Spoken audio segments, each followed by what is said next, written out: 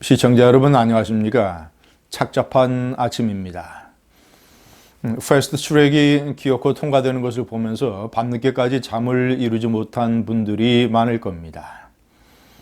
그리고 청와대 청원 게시판에 자유한국당 해산이라고 하는 이런 청원에 지지자가 100만이 돌파할 것 같다 이런 식의 TV 뉴스를 보시면서 역시 불쾌한 감정을 느끼신 분들도 많을 겁니다. 그러나 결론적으로 말씀드려서 시청자 여러분, 저는 희망의 싹을 봅니다. 희망의 가능성을 봅니다.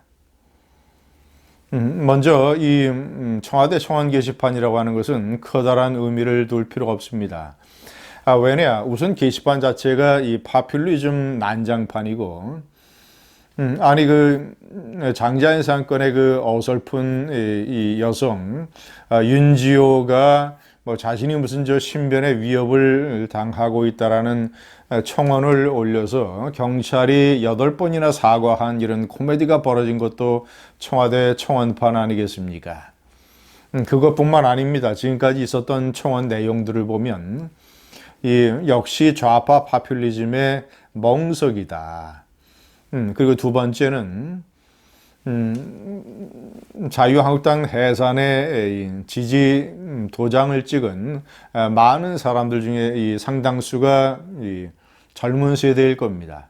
이 젊은 세대들이 가지고 있는 자유한국당에 대한 무조건적인 반감, 그리고 연동형 비례대표제라든가 공수처 또는 패스트 트랙 이런 것들이 제가 지난번에 설명해 드린 대로 한국당이 다수의 젊은이들에게 그 문제의 심각성을 홍보하기가 상당히 복잡하고 까다로운 사안이다. 그런 현실적인 문제점. 그리고 네 번째로는 상당수가 그 이해찬 세대라고 대표되는 당시 이해찬 문교부 장관 시절에 이 많은 평가 시험 제도를 없애서 제대로 공부하지 않은, 그리고 집중적으로 김대중 정권 당시 전교조의 영향을 받았던 이 삐뚤어지고 잘못된 세상에 대한 깊이와 지식이 없는 어떤 그 얄팍하고 경박한 세대들, 이런 친구들이 많이 그 속에 포함이 되어 있을 겁니다. 그래서 그것은 별로 의미를 두지 않으셔도 됩니다. 상대적으로 민주당 해산은 많은 이 자유민주 우파 세력이라든가 또는 나라를 걱정하는 이 사람들 중에 이 상당수가 청와대 청원 게시판이라는 것 자체에 대한 거부감을 가지고 있기 때문에 그래서 그런 현상이 나타나는 것이라고 봅니다. 시청자 여러분, 제가 제목에도 달았습니다만은 제가 이번에 본 희망의 싹, 희망의 근거는 여론조사입니다. 리얼미터가 지난주 26일 실시한 여론조사에서 이 국회의 이런 대립 사태의 책임이 누구에게 있느냐? 한국당에게 43%, 민주당에게 33% 책임이 있다라고 결과가 나왔습니다. 저는 사실 깜짝 놀랐습니다. 제가 생각한 것보다 많은 국민이 이 집권 세력에게 문제가 있다는 것을 느끼고 있구나. 저는 사실 잘해야 50대 30 정도가 나올 것이라고 저는 생각했습니다. 왜냐, 현재 이 정당별 지지도를 보면 같은 리얼미터 조사에서 이 더불어민주당 38%를 포함을 해서 더불어민주당 그리고 정의당, 민주평화당 세 당을 합치면 50%가 넘습니다. 한국당은 이 33%입니다. 바른미래당의 지지율이 5%인데 바른미래당 지지를 좌파로 봐야 되는지 우파로 봐야 되는지 이것은 상당히 복잡한 사안입니다. 그래서 바른미래당을 반으로 쪼개서 나눠서 이런 식으로 배분을 하면 이 좌파 세력 연합의 이 우파 한국당, 우파 세력이 거의 15%포인트나 아니면 많으면 20%포인트 뒤집니다. 15 내지 20%포인트 정도 정당 지지율의 격차가 있습니다. 그런데 놀랍게도 이 패스트 트랙의 책임 문제를 묻는 여론조사에서는 10%포인트밖에 차이가 나지 않았습니다. 43대 33. 제가 다시 말씀드리지만 저는 50대 30 정도로 한국당에게 책임을 왕창 뒤집을 씌우는 그런 여론조사 결과가 나올 줄 알았습니다. 역시 제가 중요하게 생각하는 것이 저는 맞다고 봅니다. 이런 청와대 청원 게시판에 100만 청원 뭐 이런 것이 중요한 게 아니라 그것은 일종의 좌파 매니아들, 문파를 포함한 좌파 매니아 그리고 한국당에 대해서 어떤 무조건적인 반감을 가지고 있는 골수 세력, 이런 세력들이 적극적으로 의사를 표현한 것이고 의사를 표현을 의무적으로 해야 되는 것이라면 민주당 해산도 왕창 크게 올라갔겠죠. 만약에 선거에서의 투표처럼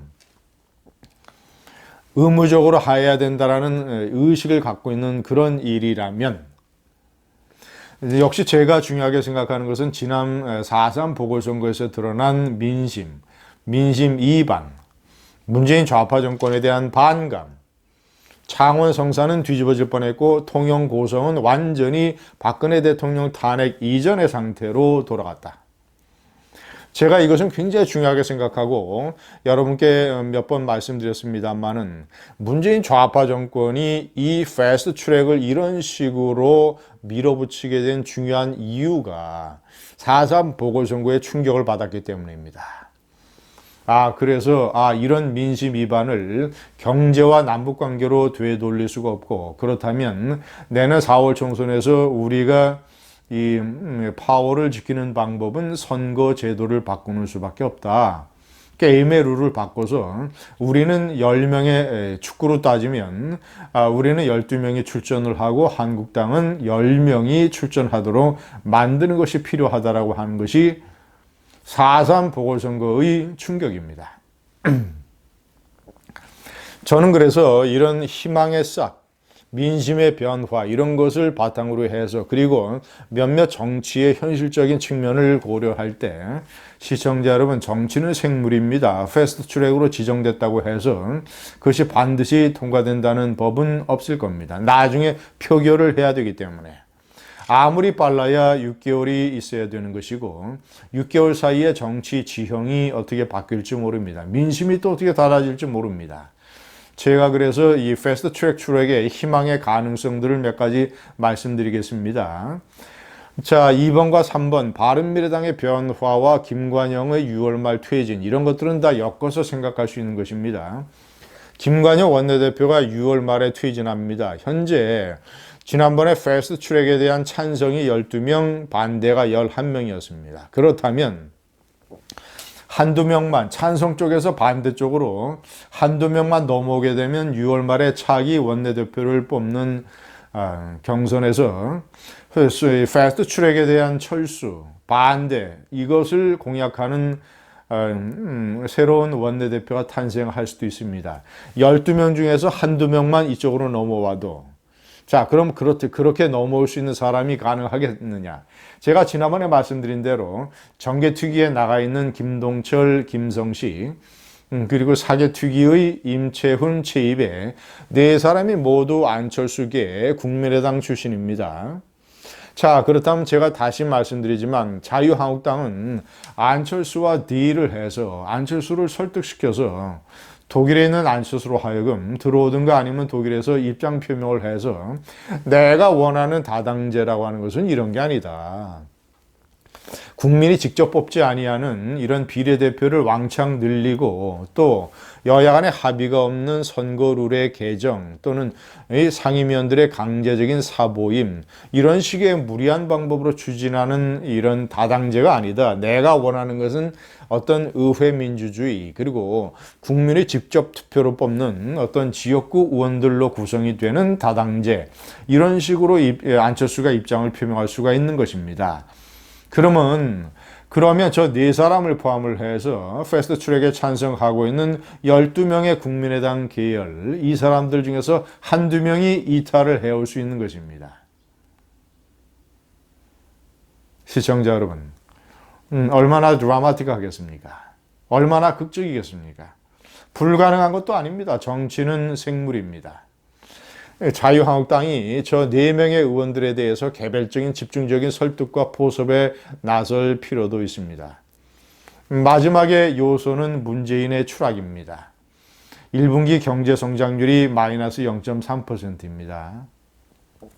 앞으로 실업과 또는 이런 성장과 또는 투자, 고용 이런 문제에서 문재인 경제가 더욱더 가파른 속도로 추락을 하게 되면, 그리고 그것이 지표로 증명이 된다면 문재인의 추락세는 가속화될 것이며, 자 그렇다면 패스트 트랙을 밀어붙이는 동력에서 이 문재인 좌파 집권 세력이 상당 부분 후퇴할 수도 있습니다.